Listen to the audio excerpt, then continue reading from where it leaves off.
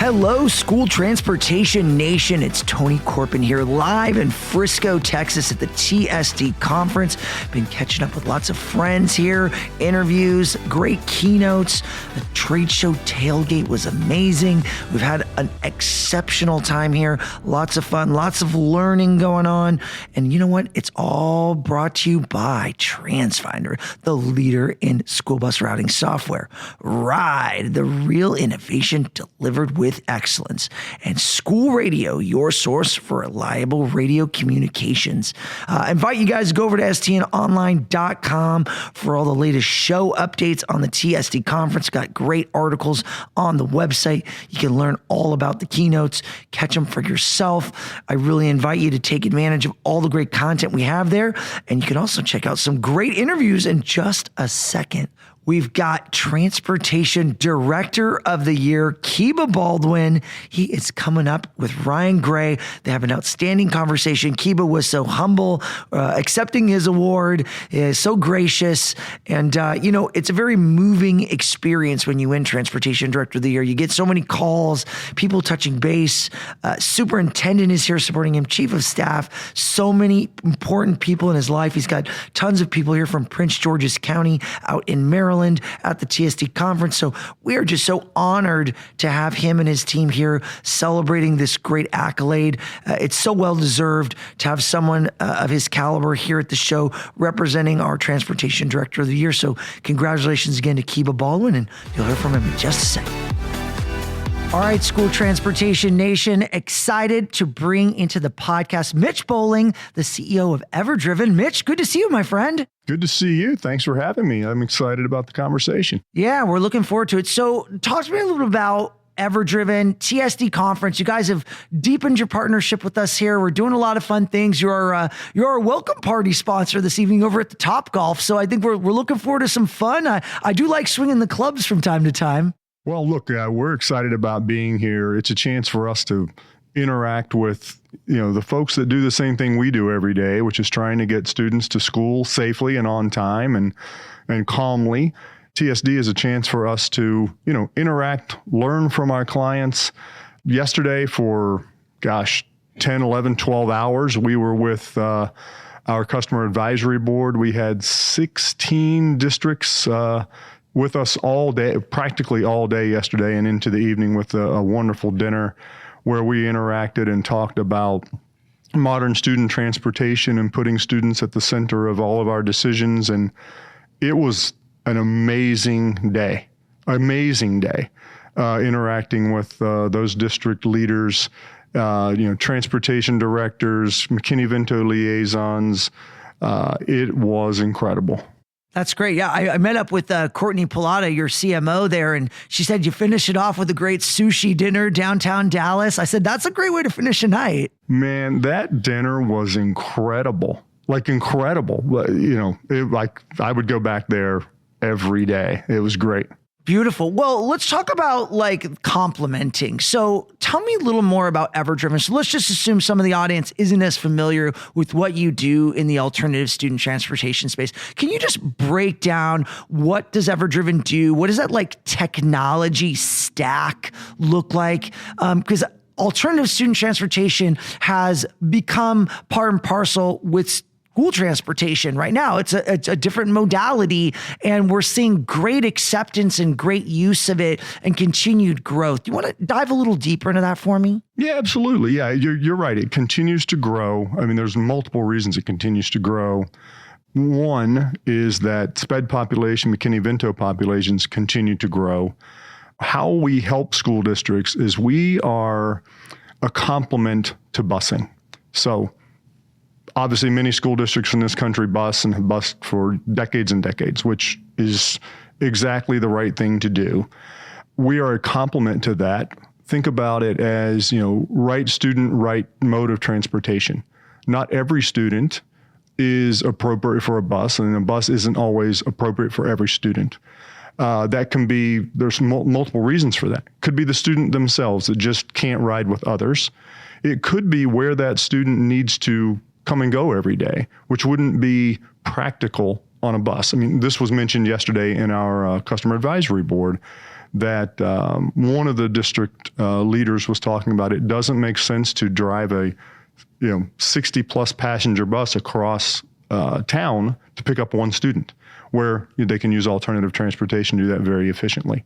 So again, complementary to the busing world, working with school districts to allow them to be more efficient with their assets, highly utilized buses where they can, and they do, and also utilize alternative transportation where it's a better fit for that particular student. Now, you guys aren't owning your own vehicles. You outsource the vehicles from other sources. What does that look like in terms of if I am in a city and I'm interested in maybe engaging you? How are you vetting those people? How are you routing those people? Like, there's got to be some secret sauce in this process. Yeah, well, let's break those two down. We'll start with routing, then I'll come to vetting. So, routing, we get the information from a school district. Student name, where they need to be, address, that information. Our team then routes that, assigns the right or proper driver that's aligned with what that student needs, proper type of vehicle. And the vehicles in this case are, sedans, SUVs, minivans, and we do outsource that. But the important thing is, or what we consider extremely important and are very proud of how we do this, is the vetting of not only the driver, but the vehicle itself. It's incumbent upon us, EverDriven, to ensure that every driver is vetted to a very, very high standard. So let's talk about that a little bit. So not only is the driver vetted, they are background checked, drug and alcohol tested before they go on a trip of any type. We continually monitor their driving record. We also random drug and alcohol test. So the vetting is extensive in the beginning, but doesn't stop. It continues from there. We also vet the vehicle. We inspect every vehicle before it goes on the road to ensure that it's worthy, I guess I would use that word, of transporting a student. Another thing about our vetting, every night, without fail, every single night, we validate that every driver is still compliant with their or our vetting criteria, meaning our platform does an analysis of every driver and ensures that before we distribute trips the next morning, that they are still a valid, vetted driver. So we 100% of the time ensure that every driver that goes out every day is appropriately vetted to make that trip, because we're transporting the most vulnerable people in our society, students with special needs. So it's critically important that we have a very high standard.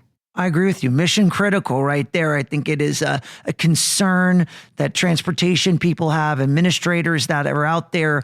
They want to know their partner is doing their job to be able to make it that safe experience. So bravo to you. That is quite a reach to be able to do that and to do it daily. Every day. And, to your point about they want to know, they should want to know. They should absolutely want to know that. But, I'm confidently telling you that it is a very, very high standard of vetting and constant. So I think we can all, sleep well at night knowing that the drivers that EverDriven's putting on the road to transport these students are vetted at the very highest level. Do you want to give me a sense of how many rides are we talking about daily? Do you have a kind of a number you think that you guys are roughly doing on a given week, or is it day, or I don't know how you want to measure that, but we've seen growth, but you want to give me a sense of what the scale of that growth is? Sure. Yeah. Depending on time of year, obviously summer's slower because fewer students in school, but at our peak, over 15,000 a day trips, which is over 20,000 students a day. So it's a lot of volume, and that's across 36 states we support and a little over 800 school districts at this point. We've grown dramatically over the last 4 or 5 years. Wow, I didn't even realize it had gotten that big. It's really grown a lot from back in the day. It's really been an amazing journey. Yeah, 5 years ago, we were in 17 states. So that alone, just going from 17 to 36, makes a huge difference in volume. But we've created relationships with far more school districts over those 5 years than at that time. Well, let's head back to sushi dinners, because it sounded like you guys had this great customer advisory board that you've sequestered for many hours and then treated them to a nice dinner. Do you want to share what is that customer advisory board? Why did you get them all together here at the TSD conference? Oh, so that's a good question. So let me give you a little history on our CAB. It'll help explain that. So earlier this year, we made the decision to put together a customer advisory board. We went out and invited about 40, I don't remember the exact number, but about 40 school district professionals to be part of this advisory board, and, let us bounce ideas off of them. Let them give us, some of the challenges that they face, and how do we work better together with them? How do we build our products better to serve them? So, we had our first call, I guess 3-4 months ago, but yesterday was the first one in person, and it was electric. It was so great. The engagement by the school districts was incredible. A lot of debate, not only with us, but a debate with each other. They were able to bounce ideas off of each other, ask each other how they deal with certain challenges with students or with regulations, whatever it was. It was just an incredible day of like-minded people focused on modern student transportation, focused on putting students at the center of transportation decisions. Everyone in the room with the same goals of getting students to school safely and on time. And it's more than just transportation as well. We talked about this yesterday. With this student group, it's more than transportation. It's equity. It's getting them to school. It's reducing chronic absenteeism. So it's transportation at its core, but that transportation has benefits far beyond just getting from point A to point B for these students. And it was exciting to talk about all that. Yeah, it's great to hear from the people, isn't it, that are living and breathing it in the trenches. I don't live and breathe in transportation. I'm not at a department where when we come together at these conferences, it's very humbling to hear their stories and their journey and what are their challenges. And I love bringing those minds together for these kind of unique conversations. So I'm glad you guys are taking advantage of our audience here and doing it. How does someone maybe get involved in your cab? If I'm a district out there that may be an EverDriven customer, maybe an aspiring customer, how do they get involved in maybe sharing or being more part of that experience? Yeah, so what we've done so far is sort of an invitation approach where we reached out to the community. But if there's someone listening to this that's a client of ours and feels that it would be really helpful to be part of that, they can reach out to me. They can reach out to Courtney that you mentioned, and we can have that conversation. The plan is to meet 4 times a year. But also have in between that, focus on certain topics and work with each other to find solutions, create solutions, whatever the case may be. Yeah, I love that. Now, you did something else really exciting, and it was announced in our November issue of STN. If you've picked up the magazine, there's a full page ad in there highlighting modern student transportation winners. You guys recognize some folks. You want to talk about your awards program and what that really means to EverDriven? Yeah, it's really exciting for us. And, we had those people with us last night at dinner and awarded, presented them the awards. But it's all about innovation and trailblazers, if you will, in modern student transportation.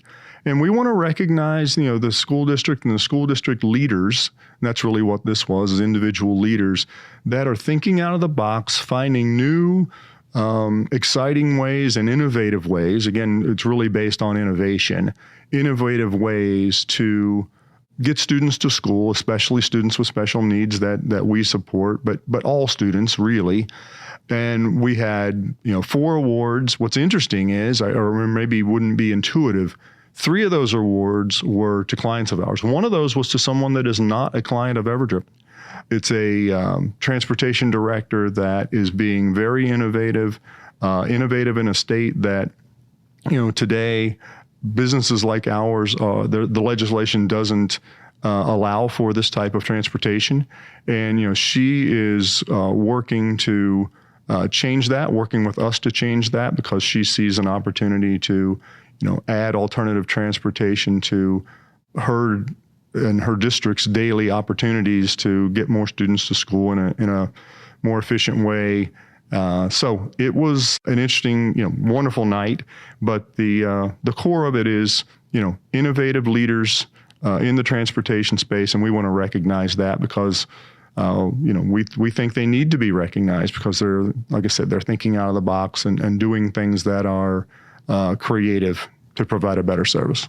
Yeah, I also want to just touch on the growth of alternative student transportation. I saw in a press release you said 94% increase in customers. I'm assuming that's new customers that are growing significantly. And what do you attribute that to? And what do you see as kind of the challenges that you're faced with as you grow so rapidly? Yeah, 94% in new customers. We're very proud of that. We're also we take that very seriously as we work with new districts, all the time. A couple things are driving that. One is the concept of modern student transportation, where more and more school districts are embracing the idea that using alternative transportation, using EverDriven in this case, gives them more flexibility to provide the proper transportation, again, back for, the right vehicle or the right service for the right student. So that's part of it, just more school districts embracing it. The other part of the growth is that the SPED population and the McKinney-Vento population continue to grow as well. I've been in this business now for almost 5 years. It'll be 5 years in a couple of months.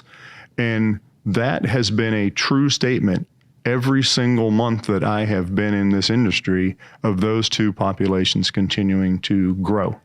So, which that puts stress on the entire transportation infrastructure, and school districts are finding ways to, accommodate that because, as we've talked here, those students need the same opportunities as other students and need to be able to get to school and take advantage of that environment. So it's, a lot of factors are making that grow.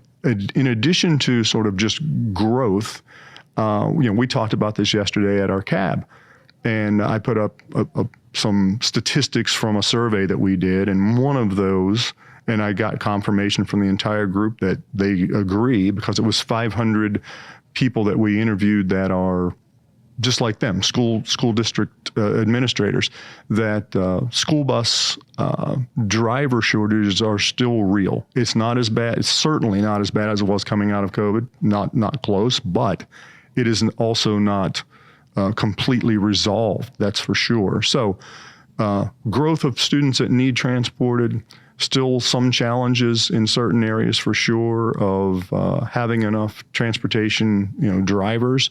That combination has grown our business, and we're thrilled and take it seriously that we can help school districts solve some of those problems. I know you guys rolled out last year kind of an AI dash cam that are in all your vehicles now, and I assume that also provides some peace of mind too. Oh, absolutely does. Yeah, we rolled out a camera solution.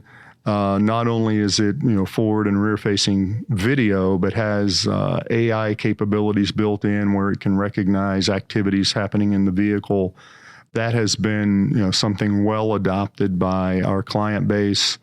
It protects the student. It also protects the driver, to be honest, which isn't necessarily an intuitive thought. It works both ways. Better said, it protects everybody in that vehicle. And it's been embraced quite well by our client base and continues to grow. I don't think that will slow down. I think more and more school districts will continue to adopt cameras in vehicles. Excellent. So what do you see as the future of alternative student transportation, maybe 5 years down the road? Obviously, we had just had NCST, which it took them 10 years to get any language about this, and it's been around for a while. Obviously, the National Congress finally has come around, and it's been recognized as a total category that needed to be, was long overdue. And now here we are already looking into the future of where it's headed. What do you see? What is down the road for us? Yeah, well, first, that recognition is important. We're thrilled about that. But, I think the future will look like more and more, collaboration between alternative transportation and traditional busing by school districts. Again, as I mentioned, more and more are embracing that. It gives them flexibility, but putting students at the center of those decisions, and how can we all together make the right decision for students, for transportation, to give them the best opportunity to excel and exceed their expectations, continuing to, from an EverDriven perspective, combining technology, which is important, and I'll explain a little bit more about that in a second, but also the human-led element of this should never go away. We have people, at our company that work in the field, work directly with school districts face-to-face every day. We think that is absolutely the right combination because it's not just about technology. In fact, it's not even really about the word technology. It's about what technology delivers, what the benefits of technology are. Like yesterday, we talked about technology, but we didn't talk about it in the pure sense of tech. It was about how can tech solve a problem? How can tech make something better? So the combination of technology, I think, and human-led interaction is the future. It's the ability to put those two things together and get the best result. And we also see, and when we talk to school district administrators, SPED and McKinney-Vento continuing to grow. So continued expansion of what we're doing, continued expansion of alternative student transportation, more visibility for students, school districts, guardians. That's a real key to, it's a good example of what technology provides. It's about visibility. Whether people think of that as technology or not is less important, that they get the benefit of that technology. So it's going to be a very exciting next 5-10 years. And, we're here to be a part of that for the industry. Excellent. Well, we're excited to have you here at the TSD Conference. Hit some golf balls tonight, enjoy some fajitas, and really entertain and delight our audience here at TSD as it continues to grow, record attendance this year. So kind of to your thought and vision, as the population grows, so does the need for training and services. So we've seen the TSD Conference grow immensely over the years, and it's not slowing down. And I think everybody will agree with you that vision is right on track with what is happening out there and the needs and demands and the unique solutions that you're bringing to us. So thank you coming on the podcast and sharing your thoughts, and appreciate you being here, Mitch. Mitch Bowling, CEO of EverDriven. Tony, thanks for having me. This was great. Really appreciate all the support you give to the industry and what we're doing and what, again, we're all collectively trying to do the right thing for students. So really appreciate you having me on.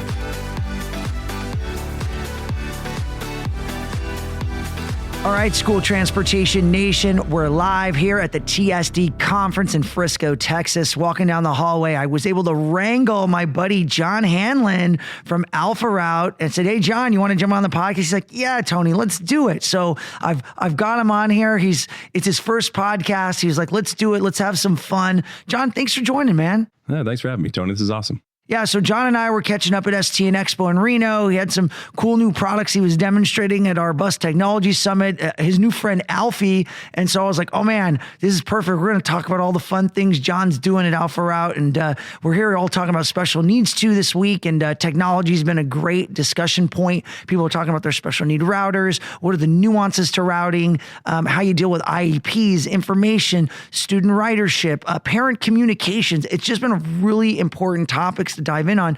John, you want to give the audience a little bit of flavor on who AlphaRoute is? How did you come to pass being there? Yeah, so it's an interesting backstory, Tony. I used to be the chief operating officer in Boston Public Schools. So I grew up in Boston, still live there, graduated from the school district. My wife's been a teacher there forever. And I became the COO back in 2015. And when I joined the district, I inherited a mandate to save $10 million in transportation, which was really just a political statement. It wasn't based on reality. It's a big number, $10 million? That's it's a huge number. And it was a huge bullseye on our back to do something. And so, unfortunately, we had a great team, a really smart team, but we had no idea how we could possibly, achieve that goal, because it's just not realistic. So what I ended up doing is I launched a hackathon to try to find some smart people out there who could build me more efficient bus routes. What's a hackathon, John, for those that don't know what that is? That's a good question. So a hackathon is essentially a public competition that's thrown out into the world, usually for hackers, computer scientists, to try to solve some really intricate problem involving computer technology. And I got really lucky. Through that hackathon, I was able to find MIT right in our backyard, right? They joined the competition. They blew everybody else away. They built these routing algorithms that helped us to reduce the size of our fleet by 50 buses, and we saved $5 million. It was an amazing success. That's half of your goal. You're trying to save 10, right? It was. But I'll tell you what, when I presented to city council and school committee, et cetera, they were quite happy with the $5 million. And then the next year we went right back at it and saved another 5. So they were very happy with that. Yeah, that's great. I can guess that when you give them something like that, they trust you now. Now you're like, all right, John's really brought it forward. We've saved some money.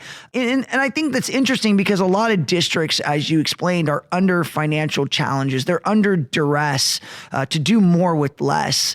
And taking a routing system and really diving deep. And I know you don't talk about it a lot, but you also do consulting, right, too. And that's a big part of what you do, is really kind of helping people with your knowledge from when you were in Boston and saying, hey, how can I help you, Mr. Customer? How can I really help you look deep at where maybe some opportunities are to save? And I love that about AlphaRoute. And that's just kind of something you have as intrinsic to you.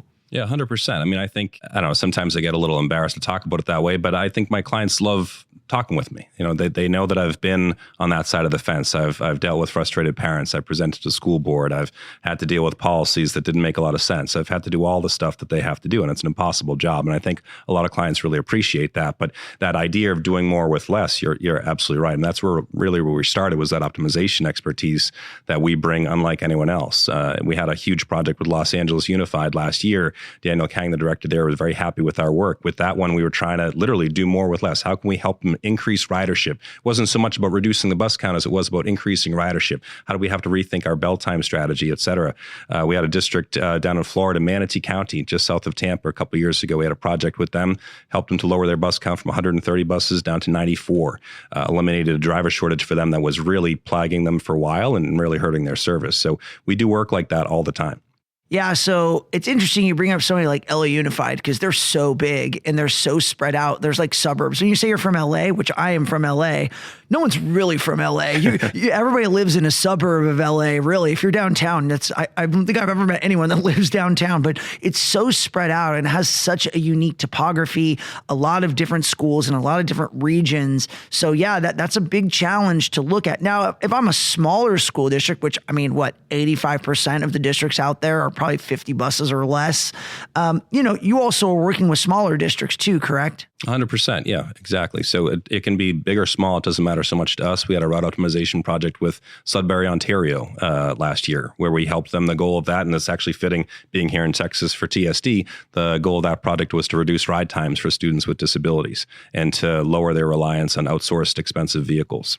Yeah, you want to dive more into like route optimization. So what's kind of your secret sauce that you guys have? Because there's so many routing companies out there and people are quick to compare apples to oranges or lemons or cantaloupes. And you're like, wait a minute, hey, we're a little different. This is how we do it. This is how we bake our cake at AlphaRoute. So what's that look like for you? Well, we probably don't have time to go into the full technical details of actually what goes into it and that sort of secret sauce that MIT found for me years ago in Boston. But essentially, and I don't say this lightly, and I'm not trying to sort of be critical of how routing is done today, but most school districts are doing it the wrong way. They're focusing their routing efforts at the school level and not at the district-wide level. And their software doesn't actually allow them to optimize at the holistic district-wide level like ours does. And there's a key difference there, which I'm happy to talk to others about to actually show them what district-wide optimization really looks like and how it's vastly different from focusing at the school level. Yeah, you want to dive a little deeper? Maybe are there some customer examples that you have on that? So a good example of our work years ago was Columbus, Ohio. Coming out of COVID, they had 704 vehicles, but they had a driver shortage of 120. Now, they had a capable routing team. It wasn't like they were negligent in how they did their routing, but we were able to get them from 704 down to 558, literally almost 150 bus reduction for them simply by rethinking routing. Now, route optimization, just a couple things. Number one, it doesn't have to be about lowering the bus count. It doesn't have to be about saving money. A lot of times it is about those two things, and in Columbus's case, it was because of their driver shortage. But it also doesn't have to be about changing bell times or reducing service or changing eligibility or things of that nature. In Columbus's case, we kept all students at their existing stop assignments. We didn't change a single bell time. It didn't remove a single student from service. So I know it's your baby, and you always tell me, Tony, AlphaRoute is the absolute best. So why do you think you're the best routing software in the market? To answer that question, Tony, I want to take you back to a conversation I had with Tim Ammon a few months ago. I know you know Tim. He's been around the industry for a long time. He's done everything, right? Longtime consultant of the industry. He's done everything there is to do in the world of routing and routing software. And I had a conversation with him, and I said, Tim, what do you know about AlphaRoute? And he said, John, one thing I know about you that's always struck me about you guys is you're really solutions-driven, not product-driven. And I said, well, what do you mean by that, Tim? He said, well, a lot of other companies, they just try to take a product off the shelf and force it to their customers as sort of a one-size-fits-all. But you all always struck me as a company that's willing to do new things and be different and solve problems for customers. And I think, Tony, that really comes down to a lot of the optimization work that we do, right? We're willing to solve complicated problems for our customers. One of the taglines that we have this year is don't let legacy software be your legacy. And what do we mean by that? Well, again, when I was in Boston, I used legacy software. I'm used to what that appears like. There's a lot of different features staring you in the face. It's really hard to use. It's not very intuitive. It's not easy. The customer service isn't there. So we try to take all that and tip it upside down. Let me give you a few examples of that. One is mapping. I know one of the things from talking to clients around the country and in Canada, one of the things that holds them back is their maps aren't limitless. They're bound by county boundaries or citywide boundaries where the vendor comes in and buys a map just for that county. And if they're doing McKinney-Vento routing or special needs routing that requires them to route students far from home, it's like the world comes to an end because their maps don't go that far. Our maps use Google, and so it's limitless. You can be in Frisco, Texas, and route a student to Dallas pretty easily because the map is right there. You can go beyond those boundaries as much as you want. Another thing that's different about it is our customer service, which I know sounds trite, but let me give you an example. A few years back, I first met Charlotte Mecklenburg at a conference, and they were asking me about a parent app. And we have a parent app, but they were asking, does your parent app have the ability for parents to submit requests for their students and then track those requests for alternate transportation, for ridership, et cetera? And I said, well, it doesn't actually have that capability now, but we could build it. And this guy said, you know what? I trust you. And I always tell people, Tony, I want to take this guy for a beer someday because I want to know, what was it about that conversation? Why did you trust me? But we did. We built it for them. And now we have about 60,000 parents in Charlotte using our software. And a meeting a while back, one of the Charlotte Mech district point people said to us in a meeting, to me and my two colleagues, he said, you all have to understand, we've been dealing with vendors for a long time. No one understands our job like you understand our job. And that meant so much to me as a business owner to hear those words, because we really do take the customer really seriously. Another example, a new client that looks to be coming on, we're getting there in California, not too far from LA. They're working with us on a field trip module, and they're really looking for our ability to accommodate an important article within California code for their drivers to be able to bid on field trips. And we're building a bidding system for them, for their field trip system. Again, we're willing to do things like that for customers. When I do demos, I actually love, this is going to sound counterintuitive, I love when people say, geez, I wish your software could do X, because then we love building it for them. Yeah, that's really exciting. I love that you're very forward thinking. And I know, speaking of forward thinking things, STN Expo West out at the Bus Technology Summit, you identified some new technology and you shared with our audience. And I mentioned it at the top of the interview, which is Alphie. And no, that's not your son. May feel like your son or baby, but that's Alphie, an AI solution that you've created inside AlphaRoute. And you were demonstrating that. I sat through the demo. It was quite powerful to see how interactive it was. And that was back in July. I'm sure it's come even farther at the speed of AI. It is coming so fast. I really would love to get an update. And I'm sure the TSD conference attendees are going to be delighted by the new solution. You want to share what is Alphie? What does it mean to school transportation, really? Sure. Thank you, Tony. I'd love to talk about Alphie. Before I get there, though, I just want to talk about AI just briefly, right? Because I feel like people take the word or the term AI and they stretch it way, way, way too far these days. There's a lot of routing systems out there, and a lot of them are being categorized as AI. It's not really AI. And I just want people to understand Machine learning, right? Isn't that AI? It's not. It's actually different. And what a lot of routing systems do, ours too, it has logic, it has math, it has computer science, it has mapping, but those things aren't necessarily artificial intelligence. So I just wanted to sort of get on my soapbox for just a second and talk about that real quick. We have a district, another one in California that might be coming on board. And that was really enlightening for them to hear months ago at your director summit where I sort of explained what AI is and what it isn't. And they learned a lot through that. But with Alphie, we are so excited about this because we think it's going to be a game-changing thing. Again, the premise of what we do is trying to make life as easy as possible for transportation staff. And we think Alphie is going to do that far better than any tool out there. Right now, you can go into Alphie and ask it plain language queries like, what bus stop did Tony get off at yesterday? What was my ridership like yesterday? Run my state report for the last month. Alphie, show me how to do this in the software. All those things are doable in a second within Alphie. But you ask about what's next and what's coming, and this is where I get really excited.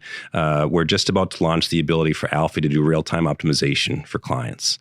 And so think of this, Tony. Think of it as 5 a.m. You're down 10 drivers today. You need to figure out, what do I do with my routes to cover all these routes today and make sure kids get to school on time? Alphie will be able to do that for you. You'll be able to say to Alphie, we're down these 10 drivers. What do I need to do to get by today and minimize delays? And Alphie will do it for you. Wow, that's really exciting. When do you anticipate that to be available? Most likely by the end of the first quarter, 2026.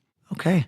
Well, that's something to look forward to right there and get excited about. I can't imagine how people's eyes are going to be wide watching that happen. Maybe at STN Expo East in Charlotte, we'll have you out there demonstrating it. Yeah, I think so. And one thing we're excited about is anybody who's coming on board right now for our software, we're giving them free use of Alphie, because the best part about AI right now is learning what you don't know.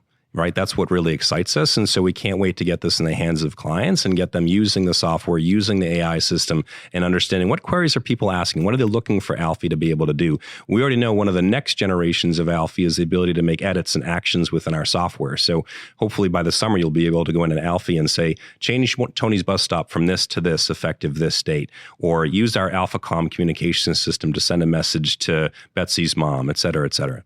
Yeah, exciting stuff. Thank you for jumping on the podcast, John, and sharing all about the solutions and your story. It's so interesting. I hope the listeners really enjoyed it to learn more. And I know the TSD Conference attendees will be buzzing around your booth, wanting to learn more for sure about this solution. And thanks so much for jumping on. Thank you, Tony. Appreciate it. This is great. School Transportation Nation, we are honored to be joined right now by Mr. Keba Baldwin, the newly minted STN Director of the Year, Student Transportation Director of the Year. Keba, you're joining us here from TSD Conference live in Frisco, Texas. Thank you so much for being here, sir. Oh, thank you for the opportunity. It's our honor, as I said. When we do this award every year, we're always looking for leaders, for folks who are doing innovative things. And with this year's selection, we decided to really look at a person and an operation that is really evolving and growing. And what really stuck out to me was with Prince George's County, you're one of the largest in the nation, the second largest in the state of Maryland. You've only been there now for, I think it's 3 years, but you have a long history in student transportation.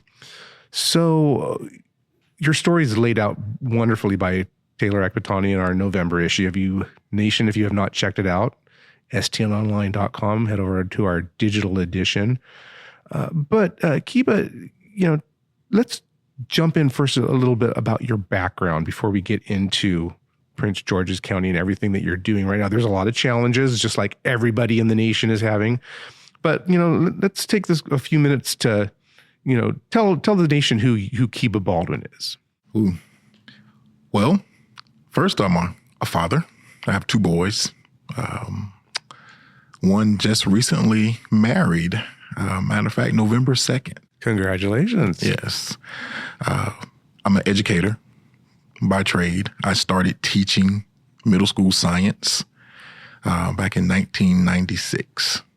And it's just evolved into now the director of transportation. And this is my niche. And so history from working in the biopharmaceutical field into education, teaching science, now into transportation.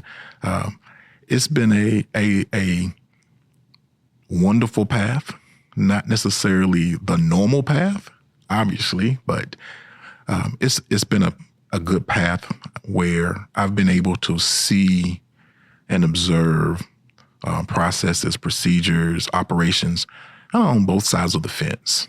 And I think that that is what gives me the insightfulness into what I do on a day-to-day basis. And it's interesting, this is not your first foray at Prince George's County. So you joined them a few years ago. You were tapped to succeed the retiring director, but you had been there previously. Yes. So that story background is in the article. But you mentioned in the article that it was like coming home. Yeah, it was. I was there initially. I was hired as a transportation supervisor, which this position manages 2 of our bus terminals. And so one bus terminal was the size of my entire transportation department in another district that I worked at. And so it was very easy to make that transition, but it was more supervisory than director roles. And so that was a unique experience where basically I was stepping down from a director into a supervisor's role. And it provided some really good initiative for me. And I think that is what challenged me and what set the path to say, look, you need something more. And that's at the director's role. And that's when I looked for something different. And I left that role from Prince George's County Public Schools at that time into a director's role in Stafford County, Virginia, and essentially coming back to Prince George's County. And it was a feeling like this was it. I'm at home now. It was an aha moment for me.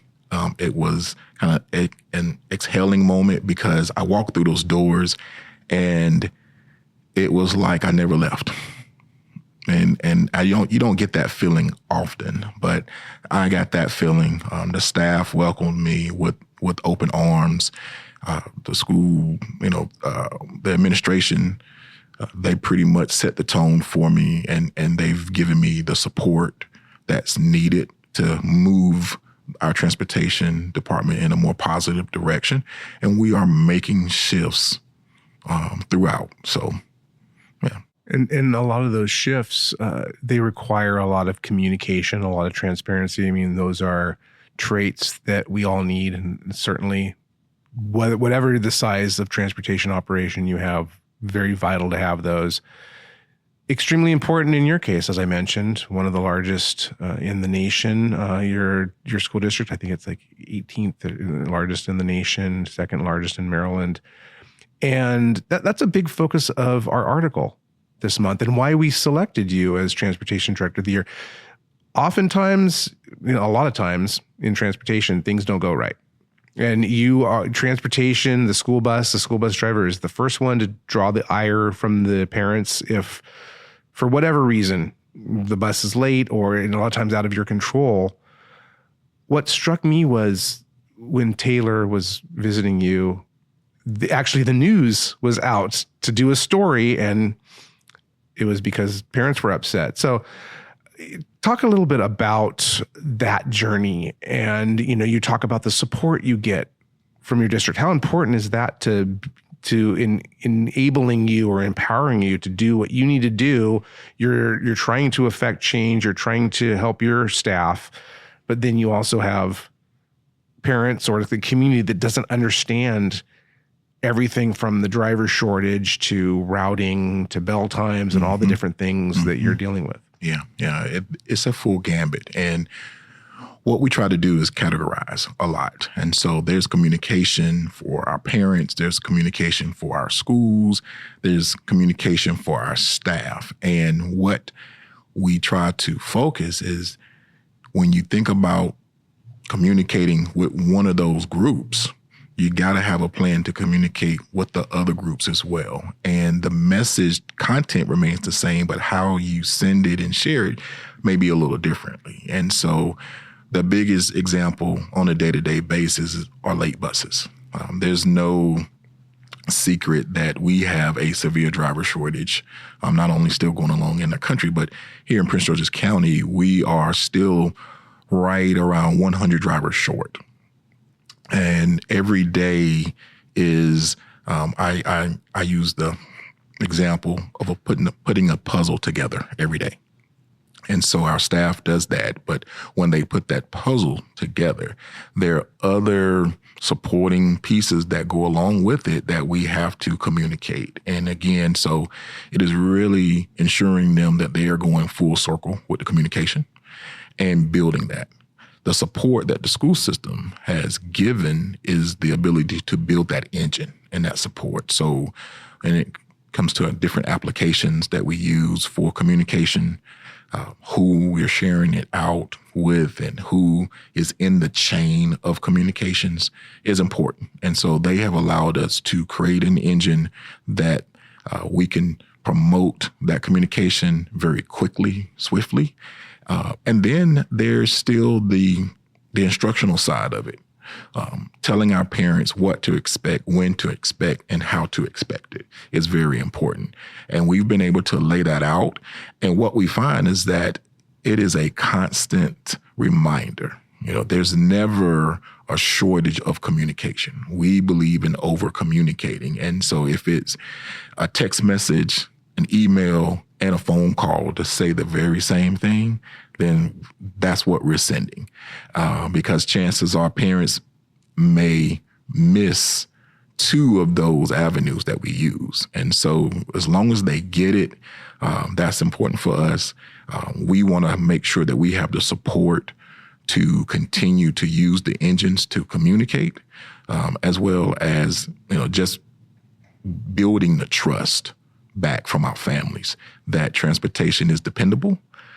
And we're going to tell you when things are good, and we're going to tell you when things are bad, and just try to be as transparent as we can in delivering on our messages.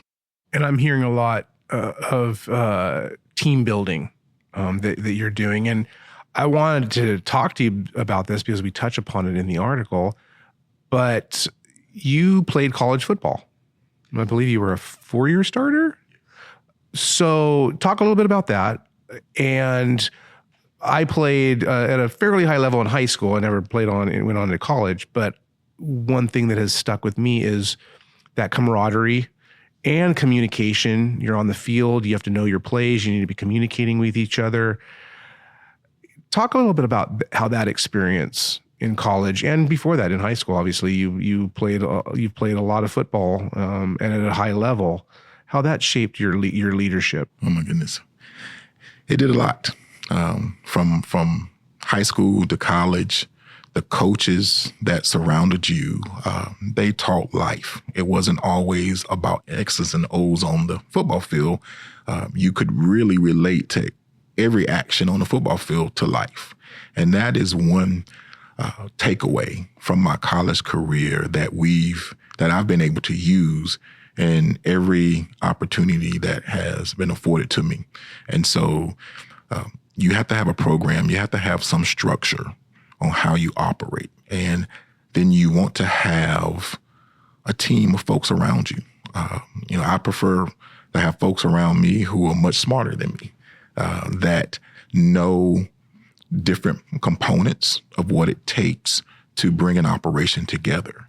And that's what we do, and that's what we work. And here in Prince George's County, we like to grow our own. And so setting a program, a succession plan in place, because I challenge my folks to say, take my job, right? I want you to take my job.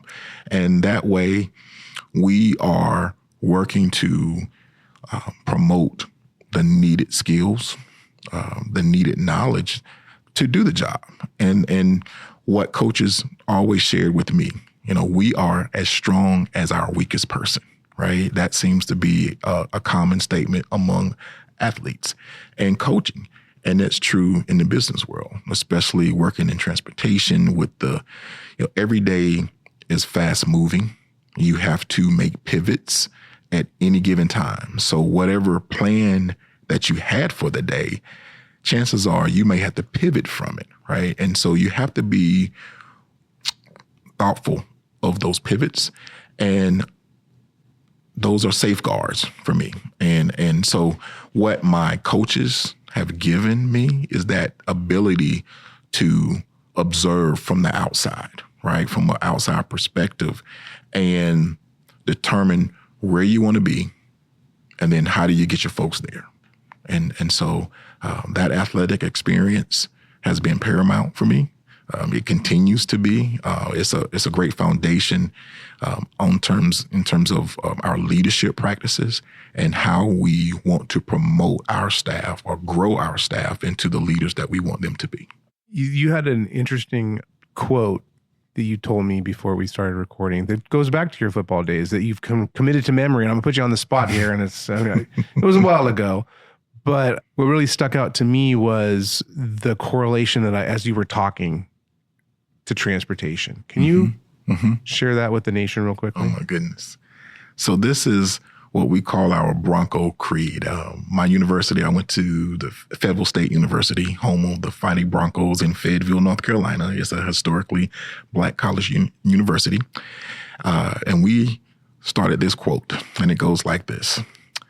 This is the beginning of a new day.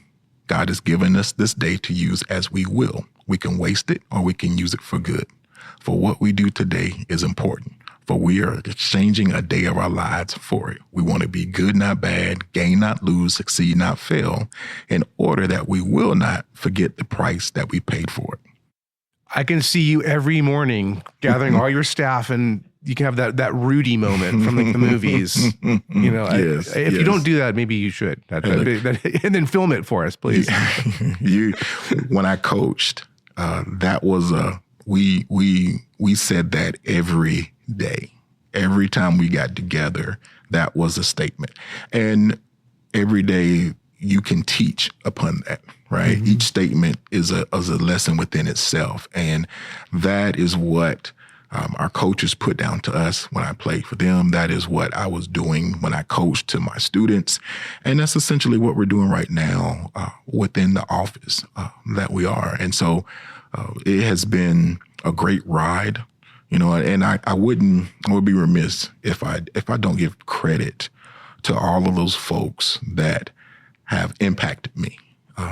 I've worked in North Carolina, Virginia, and Maryland at great school systems and great transportation systems, and met great people who have shared knowledge, shared information with me to grow me as an individual and as a leader. And I know without their impact on me, I wouldn't be sitting here doing this interview or receiving this prestigious award from you. So I definitely want to give ownership and recognition to all of those folks that have touched me along the way. Very nice. It takes a village. I mean, we rely on a lot of folks throughout our lives and our careers.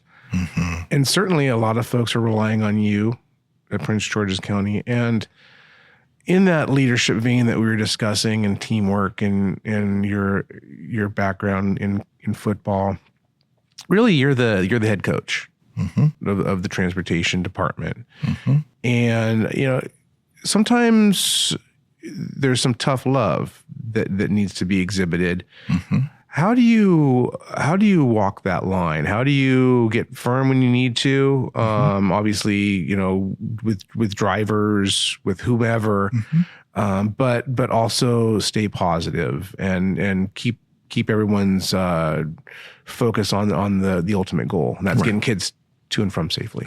Absolutely. Well, a big focus is the attitude.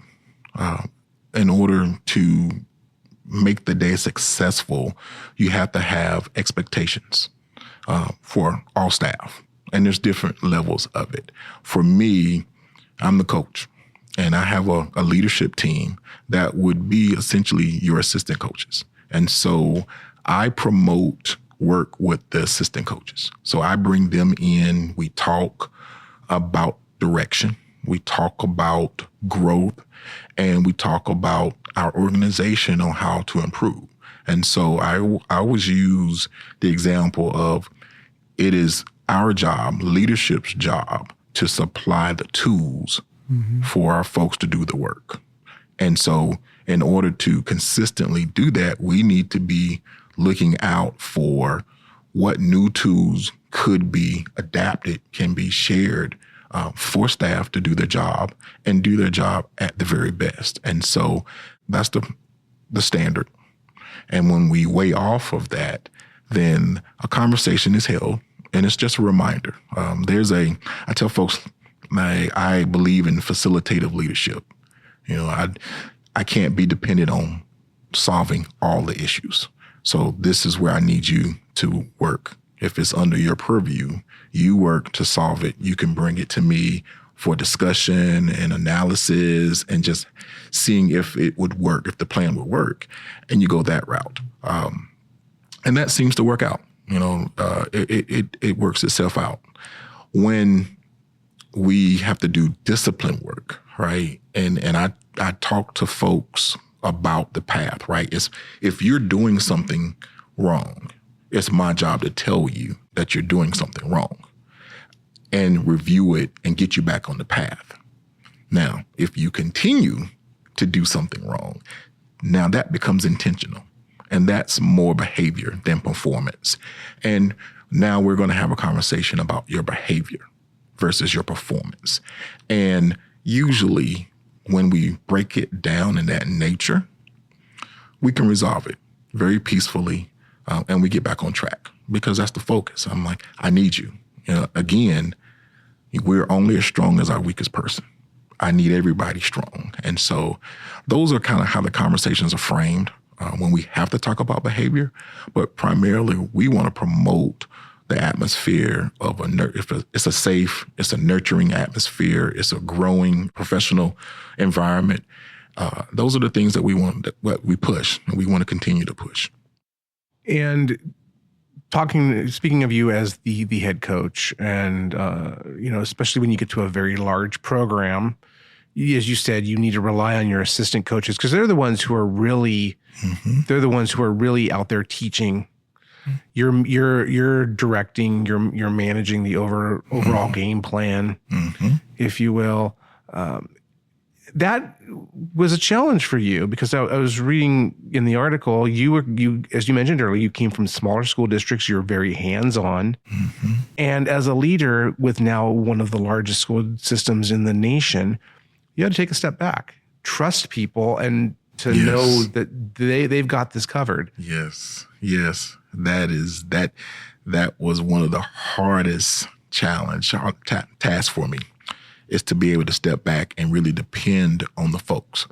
In the smaller districts, I did it all, literally, from registering buses, taking them, going to get the titles from the DMV, from the driver, MVA is what we call it in Maryland. But I did it all.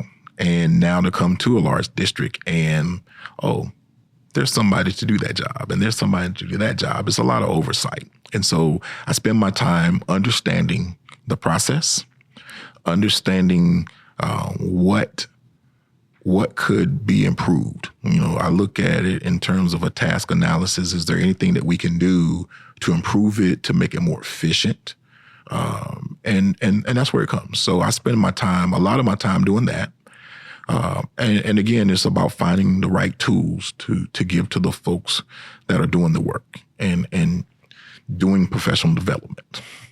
And, a session that you sat on with me this week at TSD, we talked about challenges and we had a director's panel. Going forward from an operational standpoint, aside, you mentioned the driver shortage. That's probably, if not challenge number one, maybe 1A. What are some other things you guys are looking to solve in your district? Maybe using technology? Definitely technology is one. We're in the process of implementing a new routing system. And so there's a new learning plan with a new system. So we definitely want to increase or build our capacity for the knowledge base of the new system.